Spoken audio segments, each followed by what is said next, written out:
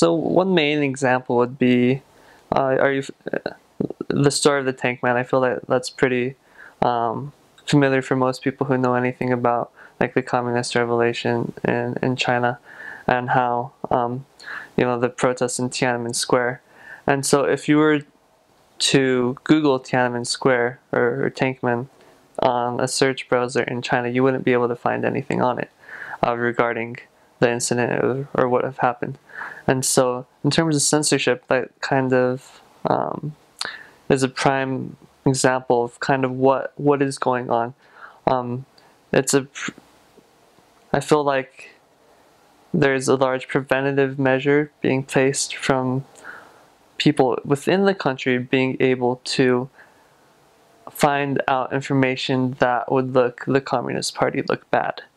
And for those who have grown up in China their whole lives, it's kind of one of those things where you don't really know what you're missing out on until you leave.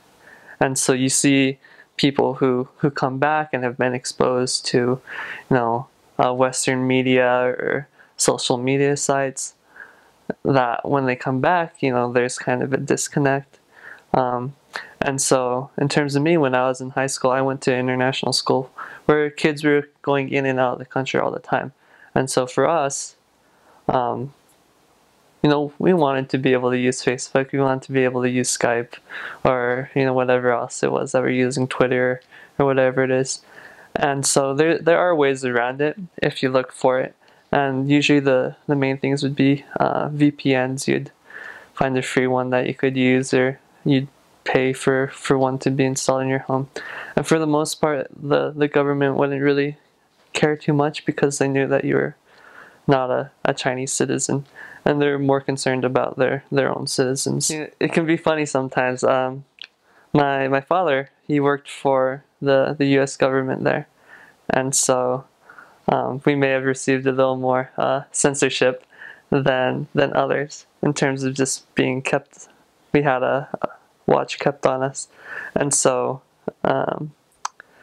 we'd hear stories from other families who were working there about how they'd leave their computer in one place and they'd come home and find it had been moved to a different location, and they knew the maid wasn't working that day, so it couldn't have been the maid. And stories of how computers, were brand new when they bought them, but a few months in they just got really slow, and it'd be because there's all this different, software that was somehow being installed to make sure nothing bad was going on that would harm the collective interest of the government. And so that was always kind of interesting, and but for the most part it wasn't a big deal because for us we'd be able to get around it. But religion's a big thing that they don't really let come in, and then just any anti-communist type articles are for the most part kept in. If there's news of revolts within China against the government, I think those are kept pretty quiet as well. You see a lot of people who try and express themselves, or who are civil rights activists within China, and there are many who are being more vocal in recent years. You see them getting detained and being sent to prison all the time, and that's really unfortunate. In terms of Hong Kong and Macau, those are two special economic zones, as I guess they call it.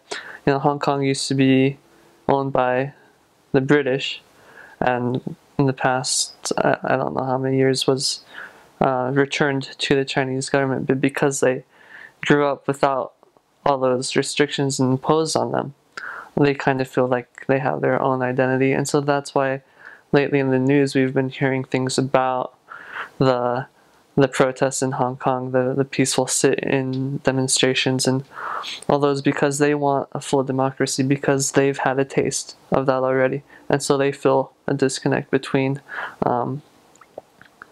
the mainland and themselves. And as that occurs, it's kind of starting to grow and to become a bigger deal. And so I think there's pressure to really know how to find that balance for the government to allow autonomy and capitalism and